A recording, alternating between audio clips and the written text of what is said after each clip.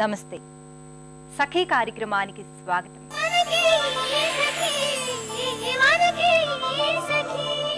అసలు భార్యాభర్తల మధ్య తగవులు ఎందుకు వస్తాయి అని అడిగింది నా స్నేహితురాలండి. ఇలాంటి ప్రశ్నలకి ఎలా సమాధానం చెప్పాలి చెప్పండి? 199 మంది మధ్య ఏదో ఒక రూపంలో ఏదో ఒక స్థాయిలో తగవులు వస్తూనే ఉంటాయి. తగాదాలు లేకుండా అన్యోన్యంగా ఉండేవారి శాతం ఒక్కటి కన్నా మించదేమో. మా స్నేహితురాలు అడిగిన ప్రశ్నని మరొక్క మారు జాగ్రత్తగా ఆలోచించాక తగవులు రాని విషయం అంటూ ఏమీ ఉండదు. ఒకవేళ తగవులు ఏవీ లేకపోతే అసలు మనం ఎందుకు తగాదా పడట్లేదు అని వాదించుకొని వాదన ఎటూ తేలక తగాదా పడతారన్నాను నవ్వుతూ. మా స్నేహితురాలు కూడా నాతో పాటు నవ్వేసింది. కానీ నిజానికి మా స్నేహితురాలు అడిగిన ప్రశ్న గురించి సీరియస్ గా అందరం ఆలోచించాల్సిన విషయమే కదండి. ఈ కార్యక్రమం చూసేయండి, మళ్ళీ మాట్లాడుకుందాం.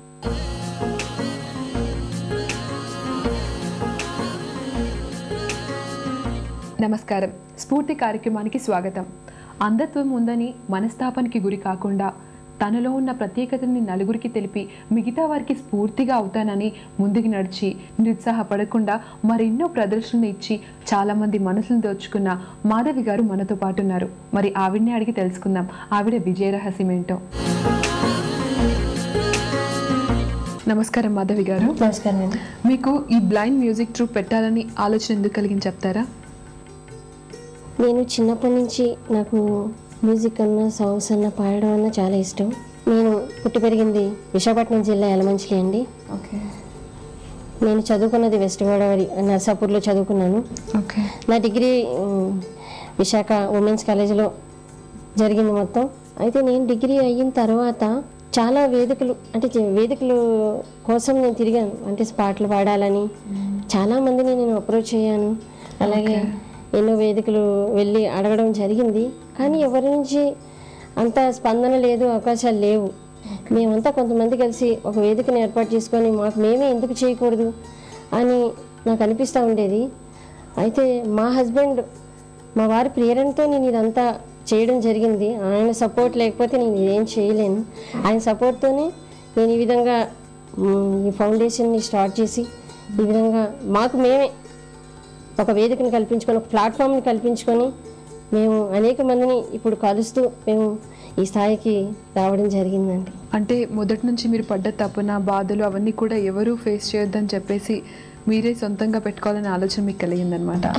అయితే మరి మొదలు పెట్టినప్పుడు మీరు ఎంతమందితో మొదలు పెట్టారు మ్యూజిక్ ట్రూప్ని? మేము 2007 Vishwadrup foundation for the visually challenged అని ఈ ఫౌండేషన్ స్టార్ట్ చేయడం జరిగిందండి. అయితే అప్పుడు మేము స్టార్ట్ చేసినప్పుడు 8 మందితో స్టార్ట్ చేసాము. అంటే మా టీం మెంబర్స్ 8 మంది ఉండేవాళ్ళం. తర్వాత ప్రోగ్రామ్స్ చేస్తూ ఇప్పుడు 20 మంది ఉంటున్నామండి ఇక్కడ ప్లాట్ఫామ్ తీసుకుంటూ. 20 మందిలో కూడా మ్యూజిక్ టీము, డ్యాన్స్ టీం కూడా, ఇప్పుడు డ్యాన్స్ టీం కూడా మాకు ఉంది. మరి మీకు దీనికి స్పాన్సర్ చేయడానికి ఎవరైనా ఉన్నారా? మేము ఈ రోజున ఈ స్థాయిలో ఉన్నాము అంటే మాకు ఉన్న వెన్నెముకలు నిజంగా వాళ్ళు మమ్మల్ని చాలా సపోర్ట్ చేస్తూ, అంటే యుద్ధనపూడి సులోచన రాణి మేడం గారు, తర్వాత ప్రభా మేడం గారు, లైమ్ శ్రీ అల్లం పాండురంగారావు గారు, వీరు వారి స్థాయిలో వారు సహాయం చేస్తూ ఉన్నారు. అల్లం పాండురంగారావు గారు అయితే మాకు ప్రోగ్రామ్స్ ఇప్పించడం, అలాగే సులోచన రాణి మేడం గారు, ప్రభా మేడం గారు, మీరు ఈ పని ఎందుకు చేయలేరు, మీరు ప్రోగ్రామ్స్ వెతకండి, మీరు ప్రోగ్రామ్స్ చేయండి. అలాగే వారు మాట సాయం కాకుండా వారు మాకు ఫైనాన్షియల్గా కూడా వారికి ఎంతో కొంత వారు మాకు చేస్తూ ఉన్నారండి. మీరు ట్రూప్లో అంటే మీ పాత్ర ఎలా ఉంటుంది? నేను సింగర్ అండి. బేసిక్గా నాకు చిన్నప్పటి నుంచి పాడడం అలవాటు కాబట్టి నేను అదే వృత్తిలో కొనసాగాలనుకున్నాను. నేను ఇప్పుడు సింగింగ్ చేస్తూ ఉంటానండి ఇక్కడ. మాధవి గారు, మరి మీరు సింగర్ అన్నారు కదా, మా సఖి ప్రేక్షకుల కోసం ఒక పాట పాడతారా? ఓకేనండి, తప్పకుండా పాడతాను. అయితే మౌనంగానే ఎదగమని అనే పాట నాకు చాలా ఇష్టం అండి. నేను ఆ పాటని ఇప్పుడు పాడి వినిపిస్తాను. తప్పకుండా. మౌనంగానే ఎదగమని మొక్క నీకు చెబుతుంది, ఎదిగిన కొద్దీ ఒదగమని అర్థమందులో ఉంది. మౌనంగానే ఎదగమని మొక్క నీకు చెబుతుంది, ఎదిగిన కొద్దీ ఒదగమని అర్థమందులో ఉంది. అపజయాలు కలిగిన చోటే గెలుపు పిలుపు వినిపిస్తుంది. ఆకులన్నీ రాలిన చోటే కొత్త చిగురు కనిపిస్తుంది. చాలా చక్కగా పాడారండి, నిజంగా చాలా బాగుంది. మీ పాట వింటూ ఉంటే ఆ ఫీల్డ్లోకి వెళ్ళిపోయాను నేను. మరి మీరు చాలా ప్రదర్శనలు ఇచ్చారు కదా, ఇక్కడ కాకుండా ఎక్కడెక్కడ ప్రదర్శనలు ఇచ్చారు చెప్తారా? మేము దాదాపుగా ఇప్పటి వరకు 600 పైగా మేము ప్రదర్శనలు ఇచ్చి ఉన్నామండి. వాటిలో మేము లాస్ట్ ఇయర్ ఢిల్లీ తెలుగు అకాడమీలో ఒక ప్రోగ్రాం చేయడం జరిగింది. అలాగే మైసూర్లో కూడా ప్రోగ్రాం చేయడం జరిగింది, బెంగళూరులో, అట్లానే చెన్నైలో, కొన్ని రాష్ట్రాల్లో మేము చేయడం జరిగింది. ఇన్ని చక్కటి ప్రదర్శనలు ఇచ్చారని చెప్పారు కదా మాధవి గారు, మరి మీ అవార్డ్స్ గురించి కూడా తెలుసుకోవాలని ఉంది, చెప్తారా? ఇంతవరకు అంటే కువైట్ తెలుగు కళా సమితి నుంచి కూడా అవార్డు అందుకోవడం జరిగిందండి. అలాగే చైతన్య థియేటర్ నుంచి కూడా అవార్డు అందుకోవడం జరిగింది. అట్లనే ఈ మధ్య రీసెంట్గా మా డ్యాన్స్ టీం కలకత్తా వెళ్ళడం జరిగింది. అక్కడ national association for the blind వాళ్ళు నిర్వహించిన నేషనల్ కాంపిటీషన్లో మన ఆంధ్ర రాష్ట్రానికి వాళ్ళు సెకండ్ ప్రైజ్ తీసుకొని రావడం జరిగింది. దానికి కూడా మేము ఎంతో సంతోషంగా ఫీల్ అవుతున్నాం. మాధవి గారు, ప్రభుత్వం నుంచి మీలాంటి వాళ్లకు ఎలాంటి సహాయం అందితే మీకు ఉపయోగపడుతుందని చెప్తారు?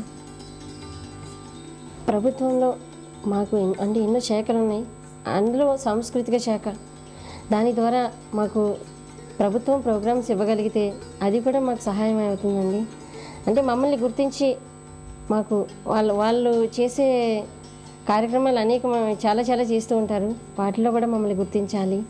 తర్వాత మేము ఇప్పుడు 20 మంది ఉన్నాం, 8 మందితో స్టార్ట్ చేసిన ఈ సంస్థ 20 మంది అయ్యాము ఇప్పుడు.